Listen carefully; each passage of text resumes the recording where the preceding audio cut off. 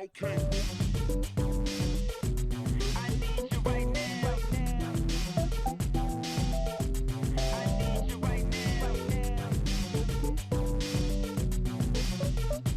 Hello, everyone. My name's Dean. Let's talk crypto. This is where you subscribe for daily Bitcoin updates and technical analysis. We track the price of Bitcoin as a proxy for the cryptocurrency markets at large. Today is July 24th, 2022, and Bitcoin is looking like it's going to put in a green weekly candle. As the weekly close is just in a few hours, I don't typically put emphasis on this. I'm just using it as uh, you know, a regular demarcation in time. The next weekly candle should be very green, and here's why. All right. We have since put in a move, right, to break this important resistance. And I've pointed this out before in yesterday's episode. Basically, we broke important resistance. Now we're retesting it. You can see there's a fairly uh, notable wick at the top of this weekly candle, right, representing the high of 24K that we hit. We came back to retest this previous resistance, flipping it into new support. The next likely move, just by candlestick analysis, is another green candle to the upside in the direction of that trend. Look at this green weekly candle. Big wick to the downside. Okay, that's a bullish hammer candle. Okay, and that led to this green weekly candle that we're currently in. Okay, so the continuation, or the logical sort of conclusion or progression of this trend is up. And this is why I believe that the next green, or the next weekly candle, should be green, and it should actually be sizably larger than the previous two, because you've just broken important resistance, flipped it into support. There's a big gulf right here. Okay, let's turn on the VPVR. If you don't know, where's this? Right here. Okay, there's a big gulf in buying and selling between these two ranges right here. All right, between this important resistance and where we're at now, which is also important resistance. Okay, so expect the next candle that comes into this area to be quick and green. Okay, you're just filling space, just like you filled space on the way down. You should fill space relatively quickly on the way up. Okay, and I think that this will all coincide with our next new moon. I'm going to get into that in a second. Guys, if you're getting value, please like, share, and subscribe. I'm also going to go into a few of the altcoins in our watch list, notably the ones that I didn't hit on in yesterday's update. So if that interests you, then keep watching. All right. And another thing I want to show you guys is this.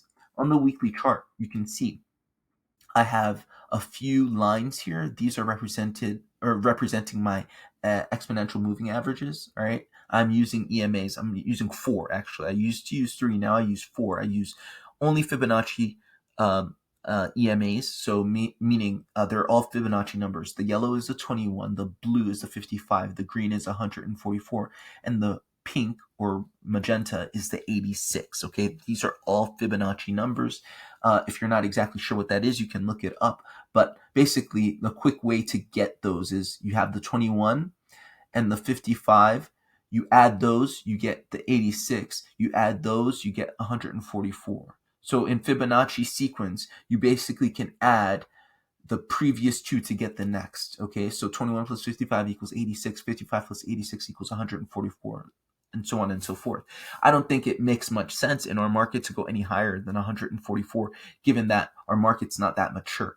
And remember, these EMAs represent periods, okay? And so because we haven't, our market's not that old, if your period is so large, it's really hard to get any trends, right? Because these exponential moving averages represent trends in chunks of time, and those 21 days, 55 days, 86 days, 144 days, so on and so forth. All right, so what I want to sort of draw your attention to is the confluence or convergence of the 21 and the 144 EMA at the $30,000 level, this band. That's why I've drawn this rectangle representing this important band of resistance or support, right here on this chart. But the other one is up here, okay? And that shows you the 55 and the 86 exponential moving average converging around where I think our target for Bitcoin should be in the coming week, okay? And how did I get that? Really simply, if you take the size of, or the length of the first Elliott wave and retracement of the second, let's jump down into smaller time frames so I can actually see what I'm talking about, because I can't see it. And let's remove this extension and let's redo that. Okay. So I want to take the length of wave 1, retracement of my purported wave 2. My purported wave 2, I think, ends. Oh, no, it ends here-ish. Yeah, it ends here. Okay, and you can see that this wave 3, okay, and now let's jump back into the weekly. Now that we have our extension, okay, now you can see that wave 3 ends exactly where your wave 3 is typically slated to end, okay?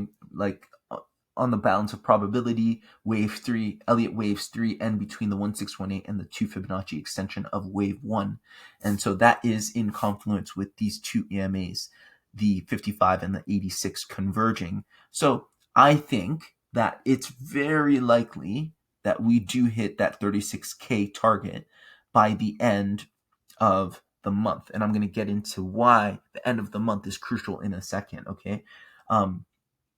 And so we end up doing that, and then we convert, or kind of we consolidate. That's the word I'm looking for. We consolidate in this region between these two bundles of EMAs, between the 21 and the 55, as well as the 21 and the 144 and the 86 and the 55 for some days, probably a couple weeks before continuing. Okay, so that's really what I'm seeing and why I'm seeing it. Now, in terms of time, I always say that time is another factor. Although I think as a good trader, you're flexible with time.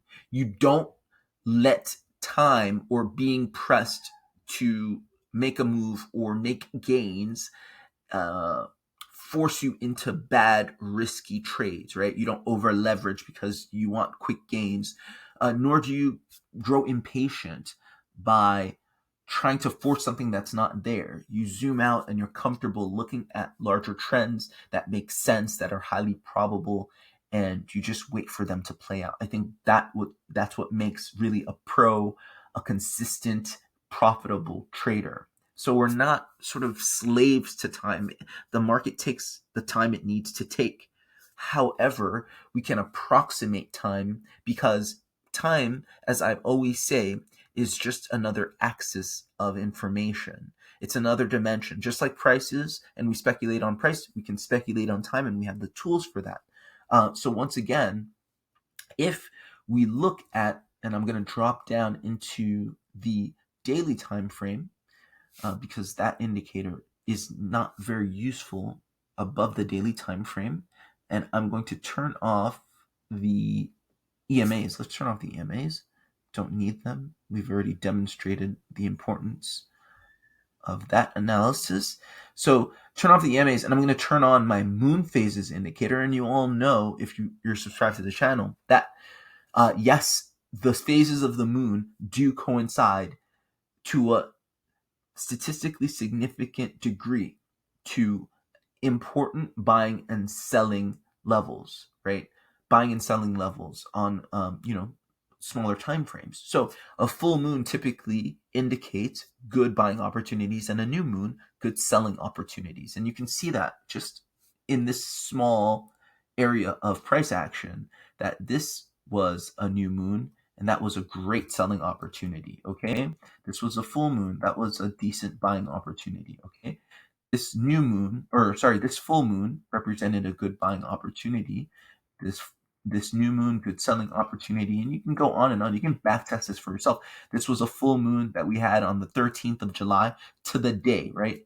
Almost to the hour, and that is the uptrend that we've been in. Okay, and so I'm always sort of very cautious on full moons and new moons. I got it on my Google indicator. I got this indicator on my trading chart, and I'm a professional trader, specializing in Elliott wave theory.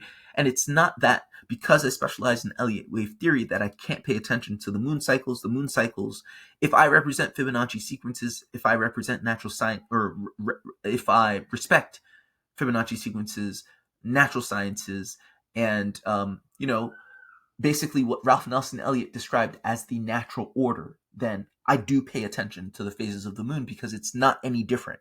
It's just another expression of natural cycles. Okay, and so and this is a very useful one to take to pay attention to, because even though it's not 100% accurate, it gives you a decent uh, understanding and a decent indication of when it's likely that the market turn on at a local level. Okay, so locally, I do expect this uptrend to kind of pause or to slow down around the next new moon, which is on the 28th, towards the end of the month. That's why I keep saying the end of the month, the end of the month, the end of the month, because the timing is such that we're likely to get a slowdown in positive price action towards the end of the month on the 28th, 29th, 30th, something like that. And then this is where I see us consolidating for 2 or so weeks, which would represent, again, the transition of the moon, the new moon, to another full moon. Okay, and that's where I think a great buying opportunity will be had for the next run up. So that's why I keep talking about time, and time is relevant. And those are, I think, more advanced concepts in trading, but I think they're important. And even for beginners, it's important to be mindful of time, the time aspect, because all that we're doing is we're prognosticating, we're speculating on things using two main factors: price and time, right? Way too many people ignore time. It's half of what you do, right? You do price, you should do time. Time is important, and they're related, okay? And the relationship between them, I think, is important. All right, so now let's go into the watch list, and let's talk about reserve rights, Dogecoin, Kadena, Vervain, and Telcoin really quickly, because we didn't get to them yesterday. All right, so reserve rights. Much like Bitcoin, I see reserve rights in a wave 2 correction, okay? And this is likely to result in a wave 3 impulse, right? That should take us to the top of this range, I believe, okay? Obviously, I'm speculating. This wave 3 can be extended for all I know, but just, balance of probability, we get our 1618 to 2 Fibonacci extension, and we come in this region, okay? So I do anticipate for that to happen in the coming week. We get our wave 3, and then just like Bitcoin, at that new moon, we then have a slowdown, consolidation into a purported wave 4. So that's what I see for reserve rights. I have us coming up to this region, and that region is about a 1.1 cents, 1.17 cents to be more exact. Okay, Dogecoin, I also have us in a wave 2 correction, coming into a wave 3, and again I have my wave 3 extended to the 1618, or between the 1618 and the 2 Fibonacci extension of this wave 1, and that should give us about a 10.7 cent Dogecoin. Okay, finally get back into the double digits, and I think that we then consolidate for between the new and full moon, right, between the end of July, beginning of August, around the 11th. which would retest this important resistance that we would have broken. Remember, you're basically breaking on the up side. So going up in uptrends, you're basically breaking resistance, making support, right? When you're not in price discovery, meaning when there's previous price action that was in that range, you're breaking old resistance, flipping it to support, and just rinse and repeat, rinse and repeat, rinse and repeat. So that's all this is: breaking old resistance, making it support, breaking old resistance, making it support. That's your uptrend. That's your 3 steps forward, 2 steps back. That's your ladder, your stair stepping, you know, making moves to the upside, just gradually up and down and up and down and up and down, but more up than down in an uptrend. And then the downtrend is essentially the opposite. Right, so that's Dogecoin. Have it coming to that area, 10.7 cents by the end of the month, thereabouts. Okay, Kadena, same idea. I have us in a wave 2 here. You can see on the daily, very nice bullish candles, hammer candles with strong wicks to the downside, showing a bottom, right? A rounded bottom right here. I have us going into wave 3, once again, between 1618 and the 2. Again, I'm speculating. I don't know that it's going to go to the 1618 to the 2. It can go beyond that. It can go a little bit below, right? We know the minimum extension of a wave 3 is the 1 Fibonacci extension, but it's likely to come between the 1618 and the 2. So I anticipate that it does something like this, and then retest, right, this level of resistance right here. Okay, but it obviously can come above and then break this level. We don't know. We do not know. But we'll just basically read and react. But this is the more probabilistic count for Kadena. So I have us coming to about 2.65, $2.65 by the end of the week. By the time the new moon comes in on the 28th or towards the end of the month. Okay, so that's Kadena. Vervain this is a tricky one. Okay, there's always you always have to take into account there's some assets that just are idiosyncratic in such a way that they're more volatile. This is such an asset. I mean, look at this consolidation right here. It's like really strong wicking and then big move to the downside. Like, it's just very volatile. So it's harder to read, but I do expect this next move to just fill this space. Okay, if you want to keep things simple, you can see that for the longest time, Vervain has been in this. It's basically 74 days. It's been at this price of 0.00115 cents, right? It's been going a little above, a little below of this marker, but it's essentially been consolidating around this range, okay? If the next move is consistent with the rest of the market, it's very likely that it essentially just fills this space, this void right here, and then comes to this level right here. So I would not be surprised if what Vervain did was something like this, okay? And that's a massive move, right? But because it hasn't put in much progress to the upside, I would not be surprised if it put in a massive move to the upside and then a massive move to the downside, but less of a move to the downside, meaning it put in a massive positive move and then a big retracement, right? On the order of maybe 55-60% retracement. So I would not be surprised if this happened. Again, this is all speculative. And I could read this, but I would be guessing, and it's a low probability read. Like, it's hard for me to read this and say, oh, this is the A wave, this is the B, you know what I mean? This is the B wave, this is the start of impulse. I don't know. I just don't know. So I think the high probability read here is not to try to break down this price action in terms of your consolidation reversal pattern. Rather, just look at your VPVR, look at support and resistance. Okay.